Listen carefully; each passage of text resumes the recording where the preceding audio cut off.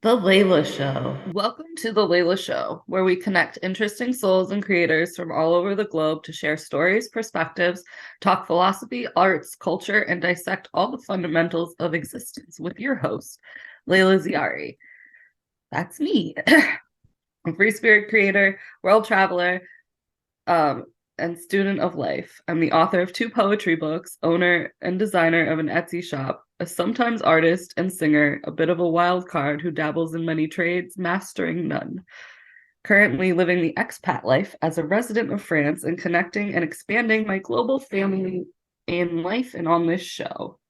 And today we are going to be talking to my friend, Andy N. Andy N is the author of 9 full-length poetry books, the most recent being from the Diabetic Ward, Volume 1.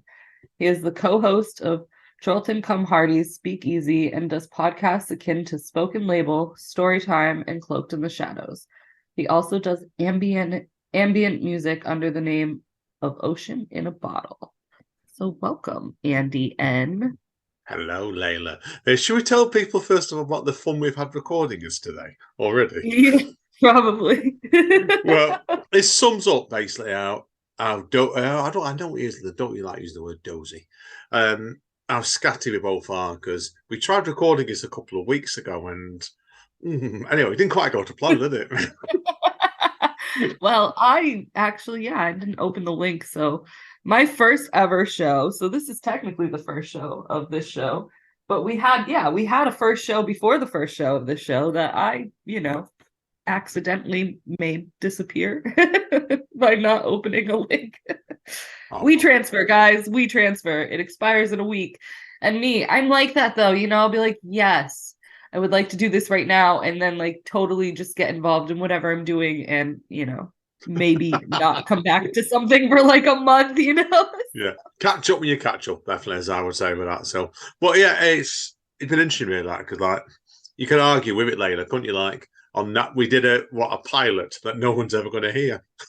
No, I mean it might be for the better. I don't know, but I think I liked it. But we'll Yeah. never know because I never even got to listen to it. So Well, it's hardly good, but I don't have a copy of it. So, but it's given me a chance on it today. You put a personal request in for me to dig up lyrics for you, didn't you? From my very first live band as well. Oh, yes, I did. So Andy is a very multi-dimensional creature, aren't you? You are. You have. well, on the talk about this band, obviously, it was done when I'm 51 over, with people wondering. These were wrote when I was 21, 22 territory. And I was in a goth rock band called Before Midnight.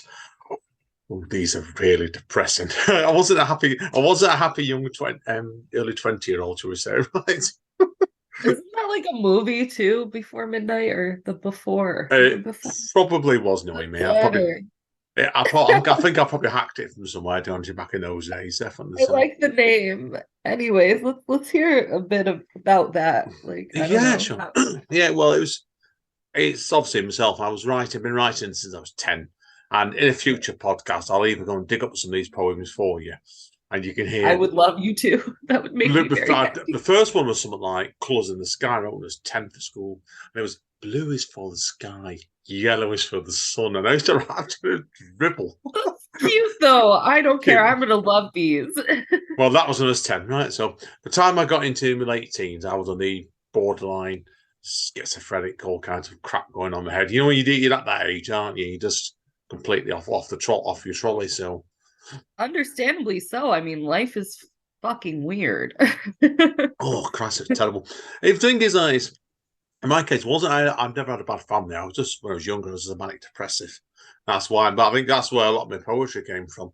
And at a college I was at, which I won't name, I got talking to a guitarist, and he said to me at the time, "Oh, yeah, I love your lyrics." And these were really, really old, bad lyrics. Let's form a band.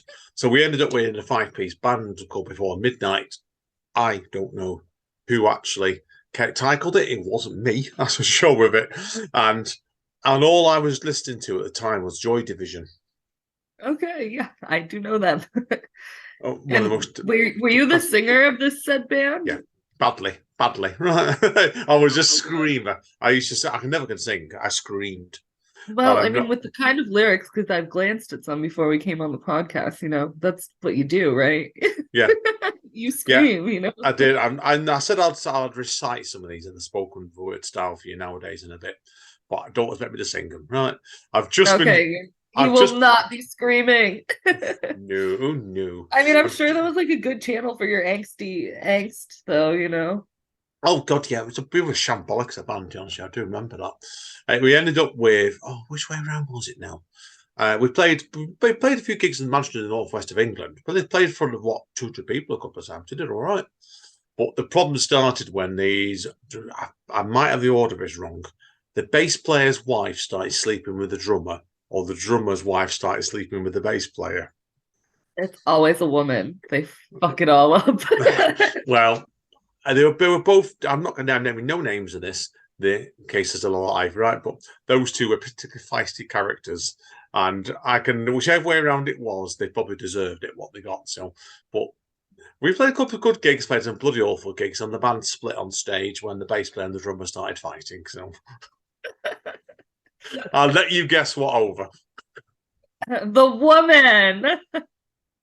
Wow. Like it's always a lady breaking our Yeah, band. Let's be yeah, clear. yeah. And I'm not naming the venue. It was a gig in a place in Manchester, no longer exists, thank God. But it was like, yeah. And we got to the last song, and it kicked on the last song. And I was just stood there reciting the lyrics, looking around at the bass player swinging the bass at the drummer's head, right? Oh my God. And What a time. the audience thought it was part of the song. And I looked at the two guitars thinking, oh, we're in trouble here. Right. The audience was like, wow, what a stage act these Yeah, kids got they going probably on. they must say whoever was at that last concert was and thought to himself, that band. I thought they had a heck of a last song when they started fighting. Yeah, both because they genuinely were fighting. So Oh Lord. that's Well, bands. That's bands for you. That's bands for you. it's So yeah, I mean that's bands. Maybe that's a little extra dramatic than oh no, some it's stories. oh yeah. Be honest with you, I could be able to talk about bands. I had another band going what in the 30s called DIH, and we got buckled off stage a few times, shall we say, right? Right. So you had in that band. So we had Before Sunrise. That one. How many other bands have you been in? Oh, well, let's just go for it. Are you talking about live bands here or studio bands only? I mean, anything that you Oh, did, any. I'll be here for a while. Well, I'll be here for a while. I've done all kinds of projects over the years, some more successful than others. Before Midnight was definitely my first band. Okay. And then there's been a few bands over the years, some of them better than others. I had an acoustic band going, which is just reformed actually, called The Means to an End. And we probably played 25, 26 festivals over 6 years. We did up and down the northwest of England. Wow. All right. Yeah, Well, we were that's really good. We genuinely were a good band. Like I said, there's some of the earlier bands Where that I've can been I in. find the music for this? I want to hear your music, Andy. I've Yeah, read a lot of I will send things. you the link over afterwards. Yeah, for a means to an end. That one Means to an you can find the album online on that one. You can. I'm just trying to remember where the link is now. Actually, see, this is where it happens, everybody, when Leila starts asking me questions about things, and I've got to try and find it very quickly. But yeah, there's an album that we did. That band, we did a proper album actually in the studio. That Well, was you me. always surprise me with these projects. I mean, you have. Oh, I never sleep. Right, sleep's optional. Right? No, it means to an end. Yeah, I'll just try and find you the album. The album for that. There's a few live albums knocking out. I'm trying to find it. I'll send you the link over. I'll find it. It's one of those Yeah, ones yeah. that I've got to dig up for it. Well, that was they were a really good band. Were at that with that band. I can't find it off the top of my head. Anyway, what happened with that was I'd been in another band before that called Word Music, which toured Ireland a couple of times back in 2010. And Okay. that was a story. I know that's still another story. But a means to an end came from the ashes of that when I was working on a spoken word open mic night with my friend Jeffrey Armour, and he was hosting it, needed someone to help him run a night. So then the band came from that was us two, with me doing spoken word, Jeff singing and playing guitar a bit on top of it. And then we got in a female singer called Petrova Petrova Fairhurst, who I cannot praise enough because she's brilliant. Really, really great singer and guitarist, and she does a belting cover version. Metallica's Nothing Ever Matters acoustic, and it's absolutely jaw-stopping. Then her boyfriend Ian Livesey came on board as well. So we ended up being 4 of us playing for about 4.5 years up and down the northwest of England. Wow. And it ended up Petrova and Jeff singing, Ian Kay singing and doing guitar, the 3 of them playing guitar, and me doing spoken word in between bits and pieces.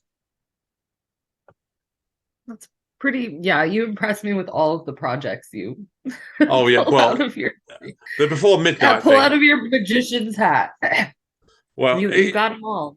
Yeah, to be honest, it's the way it goes. Like it's you wouldn't have seen it this morning. Like I had an album come out yesterday on a Brighton record label called Slightly Off Kilter Records, which has been sat with them for a bit, and that was my Ocean the ambient music. Yeah, the ambient music, Ocean the Buckle. Yeah, and that one's over a year old because inadvertently the gentleman who was doing it with me, he's been sat on it for a bit. There's been various things going on in his life, I think. So it just got delayed, if you know what I mean, with these sort of things sometimes. So, but that was like me doing a 40-minute ambient piece, and it was just a lot of it is with me is I just do what I'm in the mood for, if that makes sense, doesn't it? So I mean, it does, because that's how I live the entire life of mine.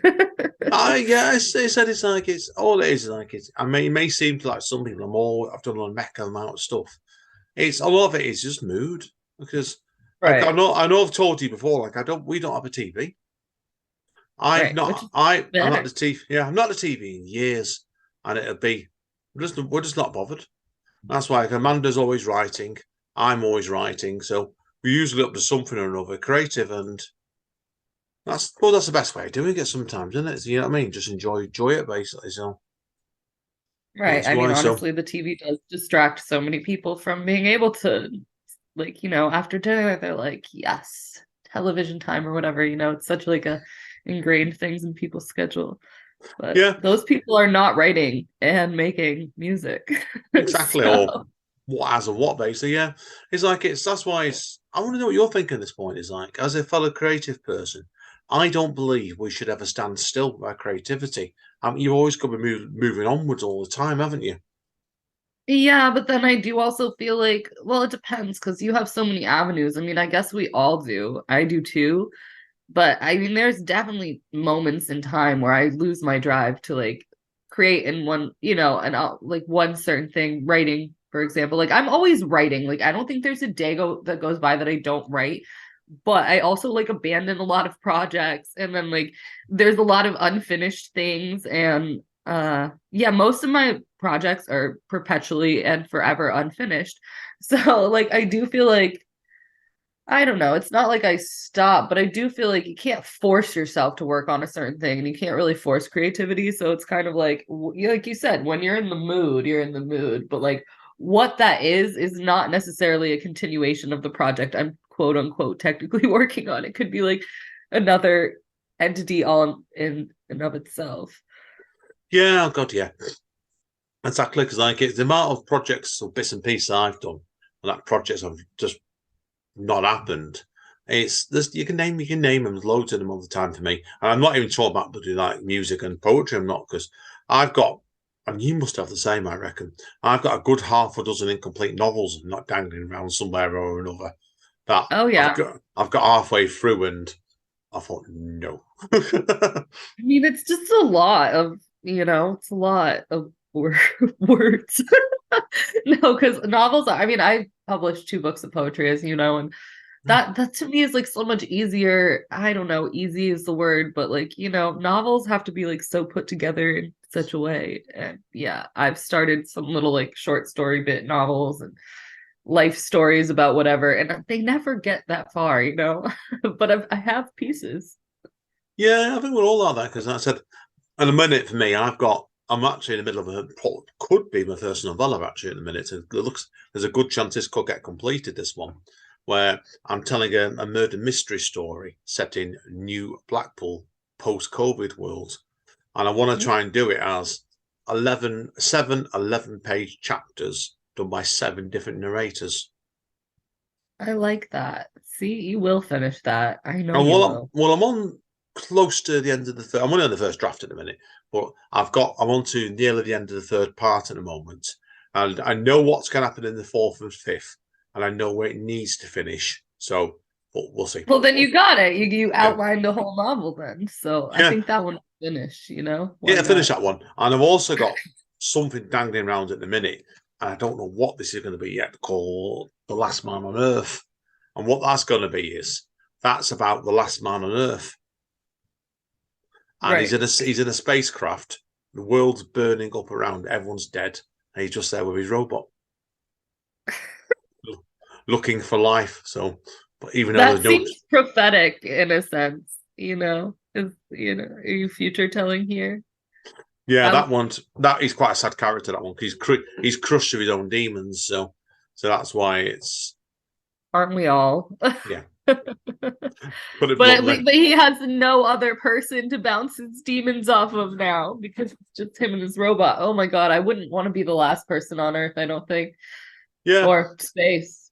Yeah, I wouldn't want to be that guy. No, it's not. It's something. It's you think really with it. It's gonna be something really horrible in that situation. I mean, so you can see. When I was 2021, I used to write about lyrics. I hated myself. Now that everybody else hates themselves, so I don't write about me. Right. There's a definite, self-deprecation energy going on in society most of the Oh time. God, yeah, completely. It is what it is with people, isn't it? So, like it was like in your case, then obviously when you obviously, I'm just trying to think about. I found my album I was after as well. So 1 second. This is helpful. No, I haven't. It's something else. Anyway, but I was going to tell you then was. Do you think really like it is when you were first started writing yourself, and did you ever envisage at the time you actually would write 2 full books of poetry and possibly more on the go? I'd be lying if I didn't say yes, but I mean, obviously no, because like not in general, because I've been writing for my whole life too. But when I decided to write this book of poetry, like it was a decision to publish a book. Like consciously, I was like, I was sitting here, my first book, Love Poems to a Poet, which is like, I don't know, I don't even understand it now to this at this moment in time. I read it and I'm like, what? How did you ever imagine to feel that much depth of emotion to put this together in 6 months? But that was the intention. I was reading this love letter book of Dylan Thomas and I was like, I think it'd be cute to publish love letters of myself one day, but like I don't have anyone to write love letters to. So I was like, Oh, yeah, I've that's not true. I've written quite a few to myself, but I'm sitting there and I'm like, I'm gonna write a book of love poems and I'm just gonna publish this book. And at this point, I was not consciously aware of the fact that I'd ever written poems in my life. I just like made a decision to do that. And then, 6 months later, this book was published. So that was just, that was one of those like divine intervention spoken universe, like this is what you're doing kind of thing. And honestly, I thought after I finished that one that I'd have way more than 2 books published because at that point I was like, yeah, and then here's a book, and here's a book, and here's a book. And then I also had like names for all these, like, and I think even on wow. your podcast, I was like, yeah, yes, I was on your podcast. Like one of the first things I ever did as a podcast person, because you were the second podcast I've ever been on myself. I was like, yeah, and then this one called like Complete and Utter Madness, and then I'm gonna publish like this travel poems, and like none of those happened. I don't know. Like I was overly ambitious. Like I think I have been most of my life, but you never know. No, you do. You never know. Life is. I think always I tend to look at things as life and never ceases to surprise you. That's probably the best way I look. I Yeah. always look at it, John. So you don't know what's going to happen from day to day, and I've learned that a long time over the time. Definitely, it will never cease to be a surprise. So Right. This is why I don't plan things. People are always like, "Yeah, Leila, like, why do you have such difficult planning things?" Because like I genuinely don't know like where I'm gonna be at in from like second to second in my life. Like, and not physically, like location wise. Like, I don't know how I'm gonna feel about anything right now. I don't know if 10 minutes from now, like what's gonna happen. Like it's just like the spontaneous nature of my existence is why I enjoy living and being myself so much. So and yeah, of yeah, course, you yeah. do have to plan like some things. There's like a somewhat balance, but also like when it comes to creativity, like I can't even imagine. I can't believe I went on there like, yes, and I'm working on like 16 new books. Like, oh God, my ambition is frightening. Oh, it's something about the book side of things. Like it was when I did my first book at the time in 2010. I at the time had no further plans to do anymore, and then almost straight after that book came out, I went into a long-term relationship. I did actually went on for a good 4.5 years. It did, and I didn't think at that time I was ever going to do a second book because what became my second book called The End of Summer took 5.5 years to write, and that partly became because of I was in a bad relationship. It stifled me, if you know what I mean with it. It was like it caused mental block. And ironically, as soon as I finished that relationship, that second book came out 6 months later. I'd burst and finish it. I mean, I feel like, yeah, it's like that. I mean, that's I guess that's what I was kind of trying to say. Like, you never know what's going to happen, and whatever you're going through does affect your art. Sometimes, I mean, like, I won't lie too, that like sometimes when I'm in a horrible relationship, like I either don't write or I write a lot because I'm like so traumatized that I write angsty poetry in the middle of the night while I'm crying into my bowl of tears, but hugs, no. I was never like that, to be honest, when I was with my ex actually before Amanda. No, it was, but I could the writing wasn't coming. And I think you said that before, like you have spells when it isn't coming and you don't force it. You don't force it. Never have done so. You can't force it. I mean, you can try, but I just don't believe in forcing. I don't believe in forcing anything, not just writing, like life, anything. I just don't think that anything with force really, produces the results we're really trying to look for, because force kind of brings the energy of like desperation. And I don't want desperation to be like the theme in my life, my writing, my anything. So no, that's fair play. It's just the way it goes. Like there never is any real set plans on a lot of stuff I do. Obviously, like I said before, when I'm covering an open mic night, I spoke about open mic night every month.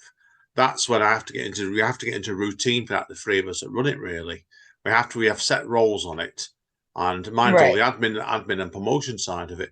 And it's just a case of I get into the set routine for it, and I know what day of the week, the month that's going to be, and I get it done. And then the rest of the time of the month, apart from doing the J job, it'd be like it varies all the time. You just can't. I just don't know what's going to happen.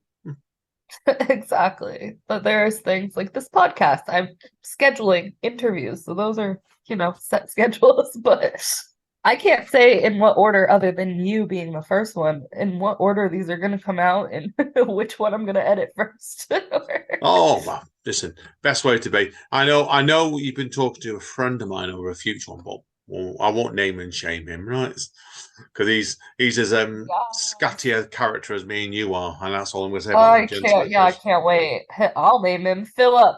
Yo, Philip, where you at?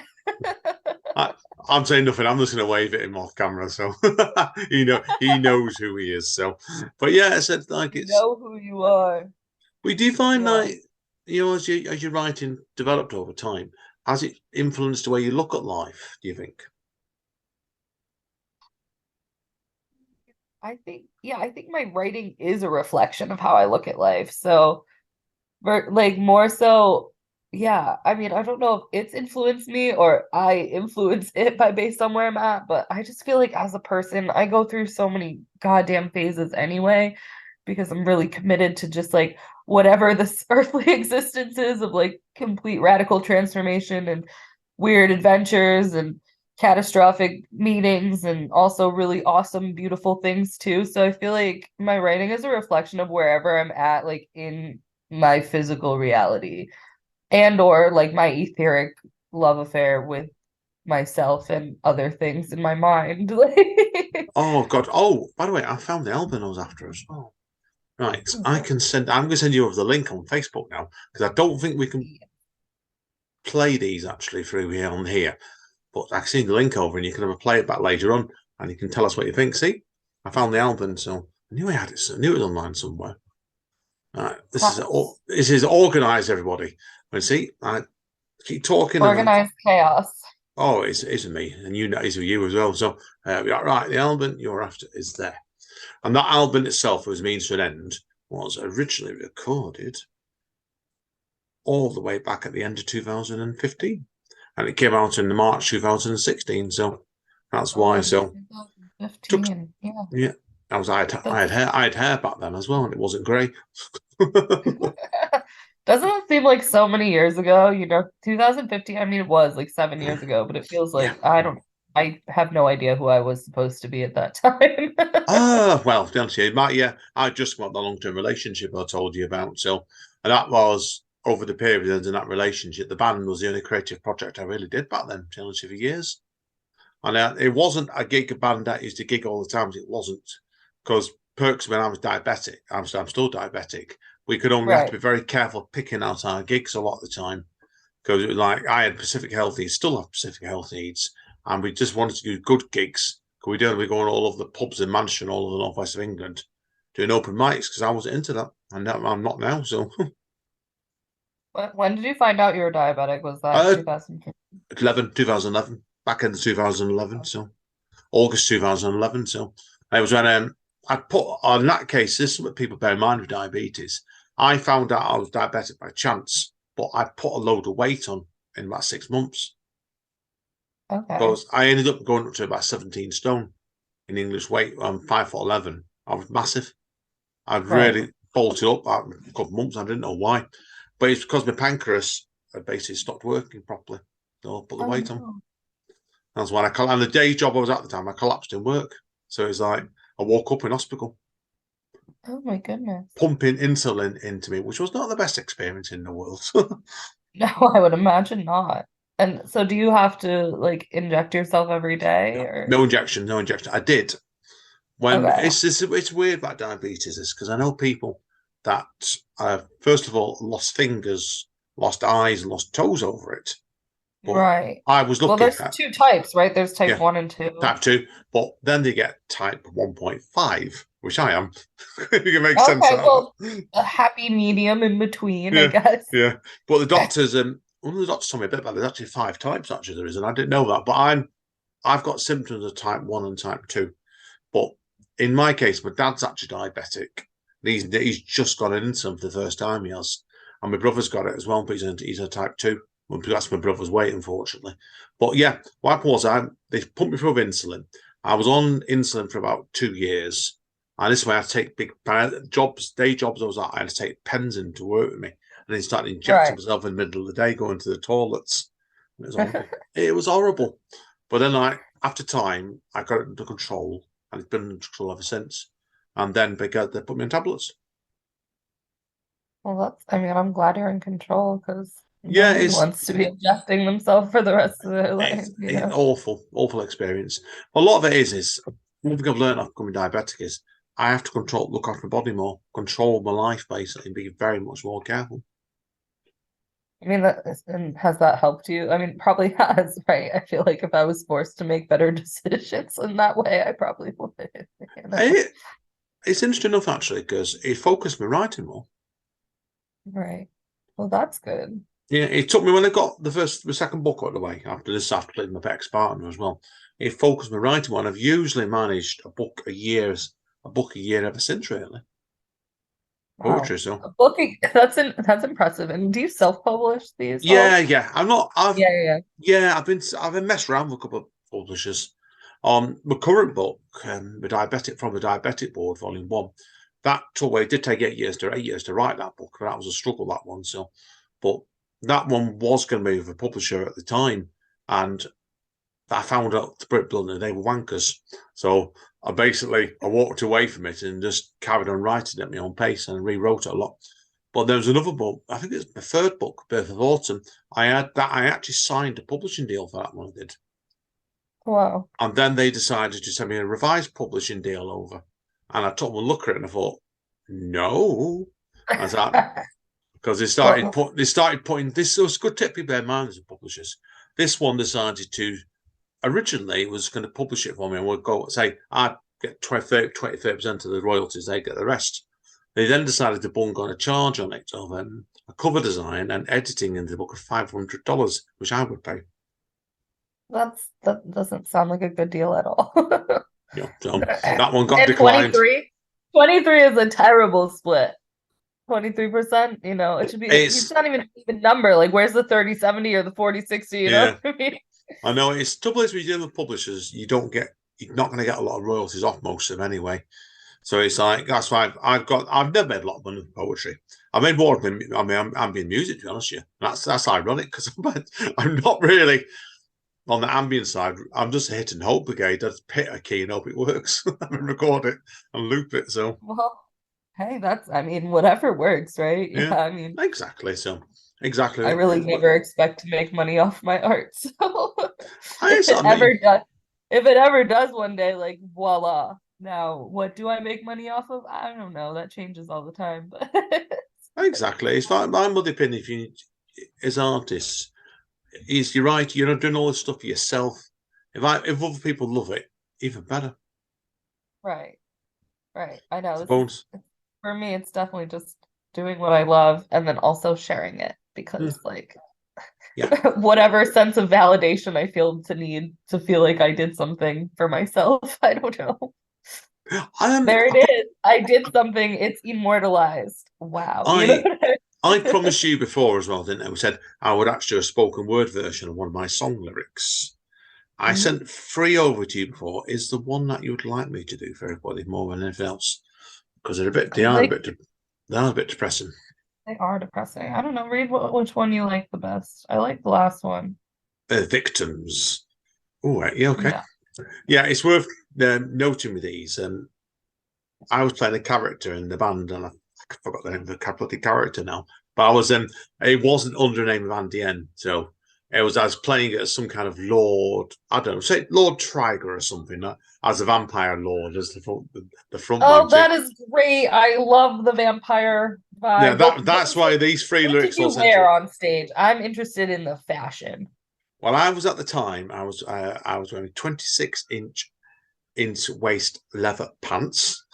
I wasn't that slim. I was a little bit fatter, but not much. I used to have massive long boots on, big long boots, and my hair at the time wasn't that as about length it is now. So I had to go and put a big black wig on and a big velvet coat. That's pretty fantastic. I'm not gonna lie. Did Fucking you have boy like vampire teeth too, or is what, sorry? did you have vampire teeth since you were a vampire lord? No, that would No, probably be I know hard I to sing. didn't do that because if I tried putting them going on stage and doing my vocals like that, Yeah, I was the gonna teeth, say that would be really hard to sing in. I mean, I feel like the, now, the teeth would have fell out basically, as you know. I used to go and yeah. say, "I am the Lord of the Night" and stuff like that. This sounds so much fun though. Oh well, I like it makes me want to be a vampire in a goth vampire death metal whatever scream band, but well, like I I was don't. always in seriously. I always tell people is you go and do it when you've got because you've only got one life. You go make a twat out of yourself for 6 months of one project. At least you can say I've been a complete twat, but Oh I had yeah, great I fun mean doing it. honestly, I make a twat out of myself enough just like existing, so I'd prefer it to be like with a project than No, versus some of the I, shit I I'll, get my. let me do victims for you, okay? I have no insight where these lyrics came from, so I can't help you. It's so bloody long ago, so I've forgotten, right? So, but it's obviously Okay. done as a song, so I'm just gonna. Oh yeah, there's a few times on the chorus, but you have to put up with that. So this is a reasonably short piece anyway. Victims. I see them every day, walking all over me. But come night, things will change. Their life will change. Suck the blood from my veins. Lead me as a lamb to the slaughter. Skin me, devour me. I am yours. You are mine. They will creel in terror, scream like babies scared. I will then hear them scream. I will have them screaming. Suck the blood from my veins. Lead me as a lamb to the slaughter. Skin me, devour me. I am yours. You are mine. Suck the blood from my veins. Lead me as a lamb to the slaughter. Skin me, devour me. I am yours. You are mine. Devour me, I hear them cry. Devour me. Their hearts call out. Suck the blood from my veins. Lead me as a lamb to the slaughter. Skin me, devour me. I am yours. You are mine. You are mine.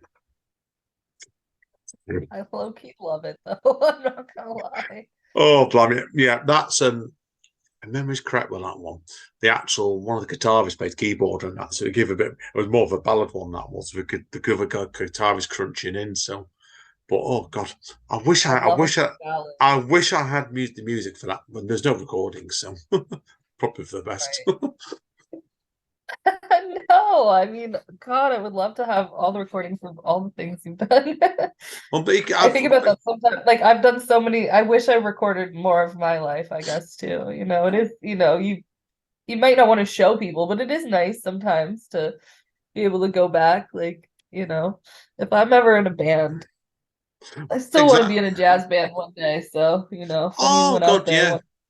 do it. And I said this.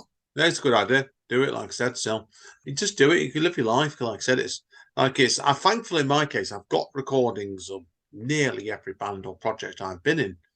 Like I said, so there is a lot. I've got recorded everything, and I've got.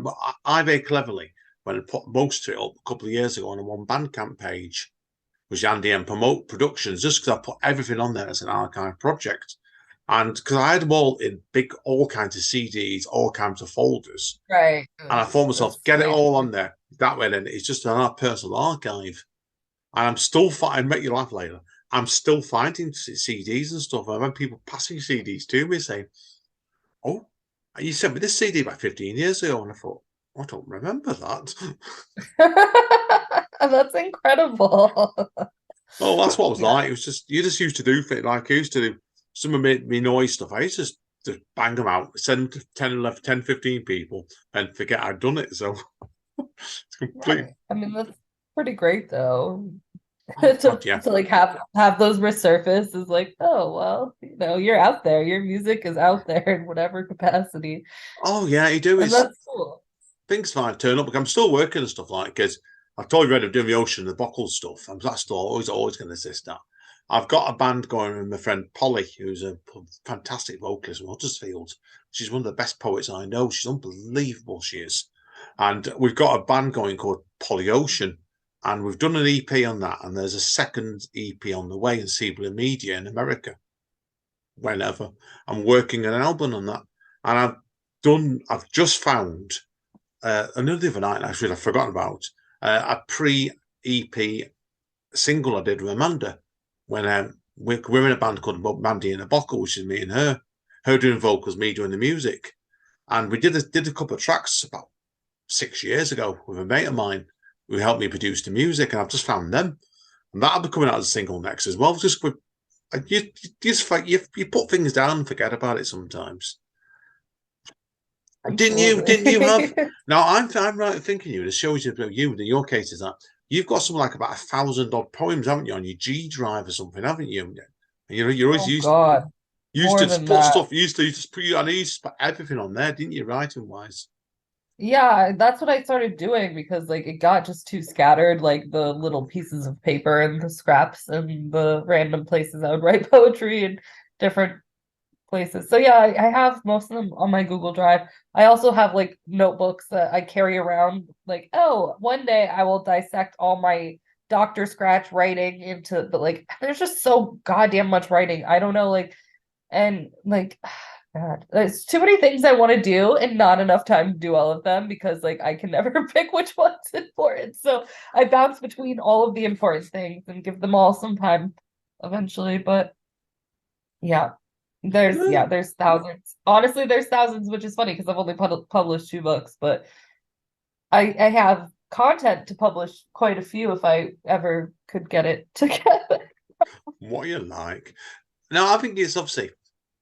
I think you were talking into it before about philosophy, weren't you, as well? So I think we should, since you got me, because I'm an ex-Buddhist, not as much nowadays, but to ask me some questions Oh, about let's hear about philosophy. that.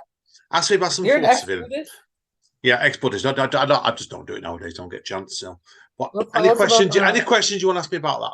Then we got a bit of time spare Yeah, today. just tell me the why. It's like how, and just tell me about your Buddhist life. Oh God, well, see, in my case would have been I got into this. Who got me into Buddhism? It was a mate of mine, Andy. His ex-girlfriend Helen was massively into Reiki. Have you ever done Reiki? I'm actually licensed in it, so I Well, can practice. I've got certificate 1 in it, level 1, and Helen tried to get me to do level 2, and there's a story behind that. I'm not going to repeat it because Helen's still alive, still around. So she'll probably kill me if I repeated it. So no, but no, it didn't happen. I ended it didn't happen in no case. I failed the second exam. So very, very me for you. But yeah, I got into a lot of Buddhism directly through that about 15 years ago, 16 years ago it was. And but I was got into the meditation side of it and levitation. So have you ever done levitation? No, but I do a lot of meditation and manifestation. Yeah, it's quite in the right same direction then, because levitation is where you can actually do if you get yourself into a deep enough trance, you can actually levitate either your body out of your shell, or you can actually get your astral projection. Astral projection, okay, yeah. Okay. Or the I was thinking levitation, levitating you get your body, you can move it up like a couple inches off the chair like that if you're in this proper position. So you're like, right. I've done that a few times, and the astral projection is terrifying because do you know what you can find when you do astral projection unless you're not careful? Tell me. I know a bit. I've done it in this flat, and last time was just for Amanda moved in, where I actually accidentally, because I had a bad day, tried to cleanse myself in full on meditation, did it too heavy, and I projected myself out of my body, went right out of our flat. I brought it onto the roof, and the amount of negative energy up there, you wouldn't believe it exists around you. Yeah, I mean, I feel like you do have to be careful because like I don't know, like I dream, like I spiritually travel in my dreams. I always have, and I don't always meet the nicest forces, and I've gone to some dark places. I don't know. I feel very protected though, and I don't really stress about it as much as I used to. Or I don't know, maybe I've learned to protect myself better energetically or whatever, but You probably I you never probably have. actually was. Yeah, I mean, I definitely deliberately consciously protect myself and things like that, but I never actually could figure out how to. This sounds so much like Layla. I never actually figured out how to like consciously control any of it, like deliberately be like, I'm going to astral project now. I just sleep. I just sleep, travel, dream, travel. Well, it Actually, doesn't surprise me knowing you that, Layla, because obviously we've known each other a couple of years now. I've always seen you, and I first put, people wonder how we met. It's from our mutual friend Alta, wasn't it? And Alta loves you because she sees she sees you like a sort of daughter. I know she does, right? She told me that before she has, and like because you're a free spirit, and that's what I like about you because you're that sort of person. And last on the aborted podcast, I remember you telling me you were thinking about moving over to going to Italy, weren't you, to do some traveling next? And I can see you yeah. traveling all over the world for you at my age, definitely. I So mean, I don't see myself, like I told you in the last podcast, like I do see myself having some like stable home base somewhere that like I'm not always renting yeah, randomly and sporadically, but like I don't think I'll ever stop traveling. I don't see myself ever having like, a place that I call home. Like I feel like the world is my home at the moment, and I don't know, I don't think any of us are really from this like dimension per se. I don't know where the fuck we're from or where that even matters. But right now we're living like this human experience. So I want to see as much of this earth as I possibly can because traveling is fantastic and learning new languages and cultures. It keeps you young and it keeps you spunky and it keeps you fresh and it keeps life interesting. And I can't imagine a life where I don't do that. Like, because I've been doing that one way or another since I was old enough to leave. So best way to be. I've got a couple of questions to ask you because obviously I'm conscious of the time today. Like I said, I've got a couple of things to do today. But since the last time we spoke, me and Amanda and our Cloaked in the Shadows podcast, our paranormal one with supernatural undertones, I've spoke to a couple of mediums. One of the mediums went on about, and I've definitely not spoke to you since I spoke to this guy, where went on about that me and Amanda have been married before, would you believe? I would believe that. Yeah, he I said mean, he said to us we've been married to him 11 times before, would you believe? wow. And It's could he like crazy. could he tap into like some, do you remember past lives and stuff? Oh, that's like a double question. I know bits. I know bits. Amanda's lived as a German woman. She did. Who moved to England and died in the early 70s after the Second World War. So she saw quite vividly on that. She did. And I've done bits. I've lived as a Viking, that's for sure with it. And yes, you have. That's why we're friends. I'm like, exactly. I don't know. I have a serious Viking connection. That's Yeah, why. I don't. But I tell you what, on that, and we'll come on to more about past life in a minute. We've done my heritage thing fairly relatively recently. We have in Amanda. Amanda will tell you her results as her side. But I came up as 64% English, 18%, 18, 19% of Scottish English and Welsh. But the rest of it was Scandinavian, would you believe? Yes, my favorite group of people That's why. So ever. it's yeah, but I said I it's don't know what, like, I have a very like obsession with Scandinavian culture, everything, people, all of it. Like, I don't, it's just, it's there. I'm actually Swedish when I did my ancestry, believe it or not. oh I'm yeah, mostly really? Iranian. Yeah, I'm mostly Iranian because my dad is from Iran and like 100% from Iran. And then, Oh, you know, fair my enough. mom. Yeah. I've got some English. No, I actually don't think I had English. I have a lot of Irish, a little Oh yeah. German, a little French, but like there was a lot of Swedish in there. I was like, oh, Yeah, cool. it's surprising. I think when you do stuff like that, you actually what you can find out about yourself. Because I've heard on my heritage side. I end up speaking to a person that's from France. That's my seventh cousin, and we backtracked it and managed to work it out where it came from. My great granddad's side, on my dad's side, his wife had 10 other siblings back in the 1840s, and one of them got married to a French gentleman. So it's Wow. like it shows you. I think people are worth knowing. Like your life goes in all kinds of strange patterns. You do background checks. But the All person, right. the medium we spoke to recently, turned around and said, "I've been born 28 times before, and Amanda's got 26 other past lives." I mean, I believe it. I believe Yeah, in past lives. yeah. And And then they said there was usually something. There's about 40 or 50 year gap between each life. So you think to yourself on that. Say you've done. yeah, I don't know. Like I've heard that too, but then I also heard you can reincarnate in like up to 7 days. So like I don't know. Like who's to say? Because I honestly don't feel like I've been on this earth in like a long time. I mean, this whole like new wave of civilization, like that we're in right now, I think this is like my first. No, I don't know, because I do feel like I was kind of here for in the 1800s, but maybe. I don't know. I don't know. Like honestly, I really I've thought about this many times. I'll do this eventually in my life. Like there's just whatever is the time to do it. I do want to like start I want to get trained in past life regression therapy just because I find it so fascinating. And that's something I've always wanted to be able to add to my Yeah, little tool belt. you can get kits on it that helps you do it like naturally. That's why, and that's why Amanda Trade did it on her German past life on it. But I tell you another one I want to talk to you about as well because I'm in a deep mood now. We've talked all the twaddle. Let's do the serious stuff, right? But Yes, always I'd sticks like to my head yeah, was give me the depth. I've got a couple of good ones here, and it's this is one of my ex pre Amanda. I always remember this one. We went over to Blackpool, and I had a fortune. I went in to see a fortune teller, and the fortune teller actually told me the initials of the person I would marry.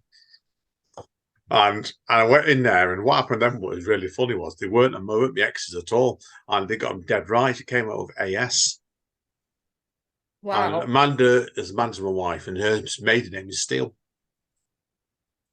Well, he was pretty spot on then. Yeah, and I wrote the thing was, and I came out, and my ex, who was engaged to get married to at the time, said, "Oh, who should you tell you get married to?" Oh, it's always I lied. I said, "It's going to be you, of course." It wasn't. we split 18 months later, so it's like it's crazy. Wow. Life goes in And what strange like patterns. I mean it definitely does. And I feel like I don't know if that how many mediums you visited in life, but I've definitely talked Got a to some couple. people who, a lot like a lot of the times I just don't find, it's like, okay, that's like just really general information or whatever. And I agree, I guess. But there are some people I've talked to that like they'll say things and like the like years later you'll be like, holy fuck. Like remember that reading once upon a time when they told me I was like, all right, well now I'm living all that. And but I feel like we all have like such an intuitive sense. Even my poetry is kind of like that though. Like I will write things and then like have no idea like why the fuck I wrote it and then like open it up like a couple years later out of the random and be like, oh my God, this is so spot on of every single thing I'm going through right now. Yeah, Like, yeah. I agree. And I also find as well, dreams are really interesting side of you. You're looking at your psyche in I your life as well, I want to because do like a whole podcast on dreams because that's how I feel about. What do you think about dreams though, like in general? I don't tend to really dream a lot, don't you? I don't. I just I don't sleep a lot. But Amanda's the one, and we'll have to get her on for this one. You want to do a dream podcast? She frequently will have really vivid dreams, and she'll tell me about the moon the night after I get back from work or first thing in the morning, and that she dreams really. And when she dreams, I get into bed and I know she's dreaming. She starts calling and starts doing soundless moans and sounds and throwing. Sometimes I know when Oh, wow. she's had a bad relationship with her ex older sister, and I know there's been cases where she's been punching her older sister in the face in the dreams, and it's like you do is And she's doing it in real life. Wow, yeah that's like in the so dream. interesting. I've dreamed I still there's dreams I remember more vividly from like being 3 years old than I remember any memories of my real life. Like my dream lives have always been so much more, and that's saying something because my physical reality is very fucking colorful, but like my dream life is beyond the beyond. I've always had like premonition dreams. I've always seen things before they happen. I've always dreamed about weird, just like everything. I've traveled to people. I sometimes I dream walk, sometimes I'll visit you in a dream and you will know it. Sometimes, like I don't know. I think dreams are probably the most fascinating thing, period, because like what the fuck, right? But I did like I just feel like there's so many philosophies on dreams and stuff, but I feel like simply put, it's your subconscious, which just proves that we are so absolutely connected to everyone and everything in such a profound way. Because if you can tap into so many other people's energies and see like and put yourself in experiences and dream about things that you didn't even know, like it's like life but without all the clouding of your brain of being human and having to like maneuver reality. So I'm fascinated by dreams and I think my dream lives are so profound. And yeah, No, I no, mean, I agree God. completely. Yeah, it's I know somebody. There's a guy called Brian who's received in media as one of my record labels. He's put I think he put a book out his dreams. He did. He said at one point he was logging every dream he had on a big journal. He bought with a book in it, and he's to go into your consciousness so much. Sometimes it shows. I think really like how you train a 40 sometimes, doesn't it as well? So do you ever? And I know people that do this when they have really vivid dreams, wake up in the light and think, "Oh, I'm going to have to write this down as a poem for I forget it." I've actually written like 3-page ballad poems about certain dreams, but like, and I used to journal my dreams a lot more, and I do kind of take notes now, but I find it very difficult sometimes to express dreams because even if I can still see most of my like my most vivid dreams, like I can still feel 10-15 years later, but like describing them sometimes is like because like you know what I mean, sometimes the scene itself is so basic if you're to write it down, but it's like the symbolism and the impact and the emotional whatever is like so profound. Like I lack. I'll just be like, and then I saw this person, but it's like you have no idea what was going on and I can't even begin to explain it, you know what I mean? But I do write some of them down, and I love like what's the Jack Kerouac's Book of Dreams? Like that's a cool one. I love. Oh, it's brilliant that book. Yeah, it's such a I good little know. I book. mean, That I've yeah. always wanted to low key like publish a book of my dreams one day, but I don't write. I need to. This is the moment I deliberately intend to write more of my dreams down. I did for years. I have hundreds of like pages of dream journals, but I just stopped writing them down as much, but I should be. I wrote one down the other night here the first night because I'm visiting my family in Rhode Island. Au revoir la France, à bientôt, bisous, à joie. Like I'll return to French in June and then I'm moving to Italy for the summer. But the first night in my mother's house, I got here and I'm sleeping and I had this dream and like I was in whatever, some alternate dimension. whatever. But there was like this demon, but he wasn't like a cruel demon, but it was like this little figure, and his face was all disfigured, and he kind of looked like charcoal and scorn. And he was following me, and he's like, well, I've been with you your whole life, like watching you, and I wasn't allowed to come grab you until the time was right. And they're like, and he was like, it's time. You have to, but I don't know why they called him a demon, because I really feel like he was like an angelic creature, but he was like of the shadows. It was a creature of the shadows. And I don't think he was a bad, but like it was a creature of the shadows. And he was like, yeah, I've been watching you your whole life, and I wasn't allowed to come down on this plane and get you until you were ready. And he was like, now, and he handed me a pair of wings, but they're black wings. So it was like angel wings, but black.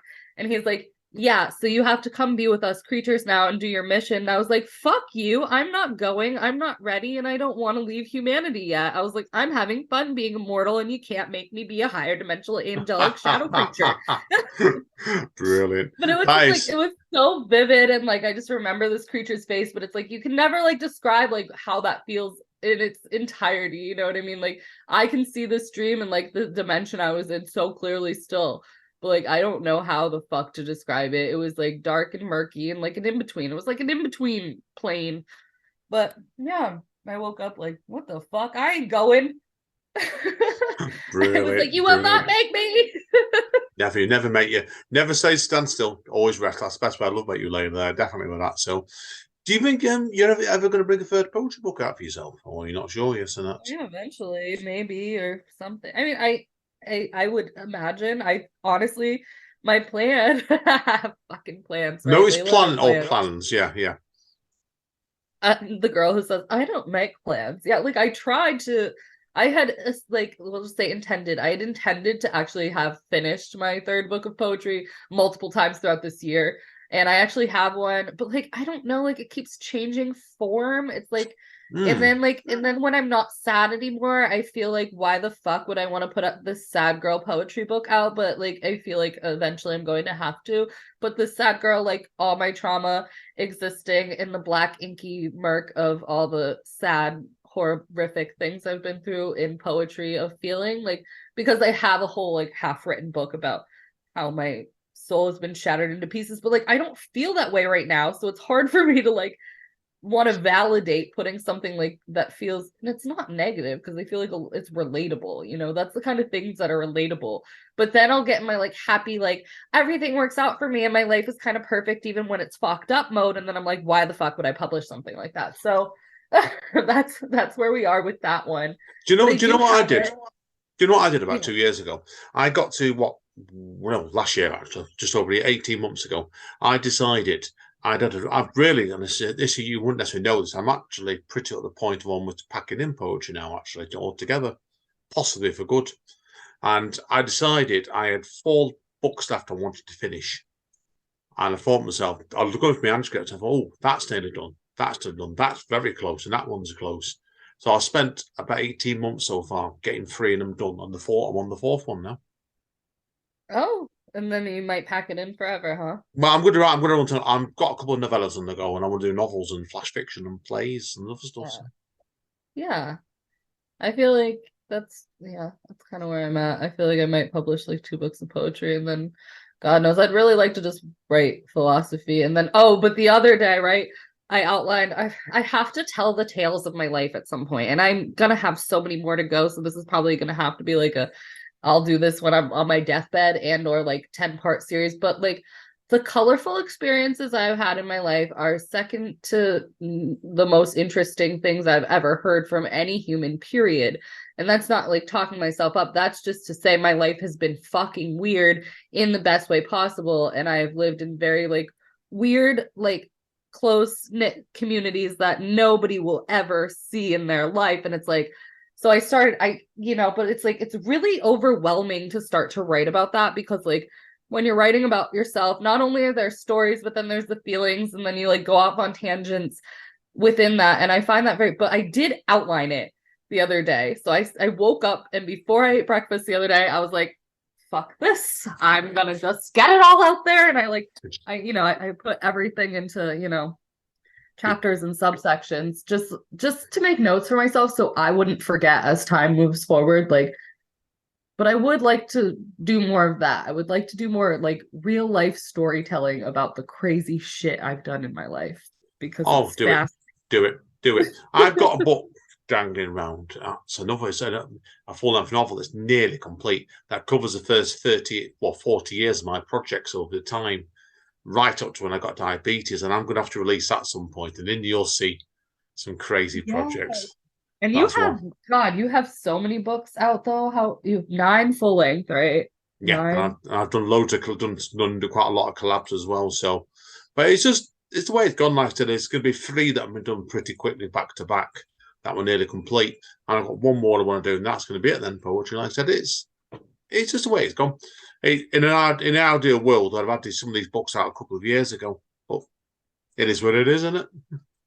Right. I mean, there's always you, and who knows, you might like 10 years from now be like, Layla, I changed my mind. I'm gonna put out a 10 series poetry. You never know. But You never know. if you Yeah, gotta shelf it, yeah, if you gotta shelf it, you gotta shelf it. And I feel myself pulling far away from poetry as well, just because, like, I don't know.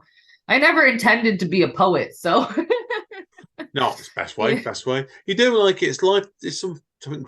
Looking at time here, so I'm gonna have to get going in a few minutes anyway. But yeah, I think it's a good point to wrap up here for yourself. You think about it like is life for me is never quite been the plan as it always meant to be. And it's always gone off in directions I never expected.